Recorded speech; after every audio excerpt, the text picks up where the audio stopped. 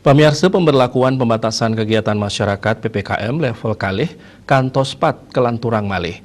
Parindikan dinucap kesobiahang oleh Menteri Koordinator Bidang Kemaritiman dan Investasi Menko Marves Luhut B. Panjaitan antuk virtual ring kanal YouTube Sekretariat Presiden ring tanggal 16 Agustus dibi.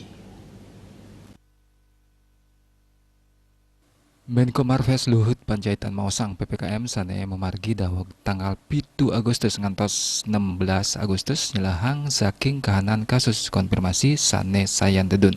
Nenten wantah punika kasus aktif talar kauningan sampun tedun seket 3%. Saking kalah puncaknya nih wilangan pasien kenak talar mawawah. Penedulan talar kauningin memargi ring wilangan pasien padam. Mewah positif rates asa punika talar perawatan pasien kantos kasus pasien padam. Tedun tambis memargi ring provinsi Jawa Mewah Bali.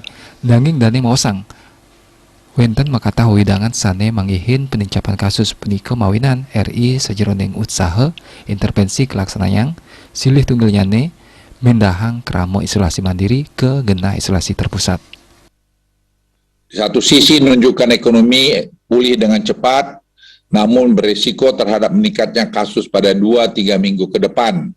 Jadi kita harus semua super hati-hati menghadapi ini dan harus mengikuti protokol kesehatan dan juga tadi menyangkut masalah vaksin.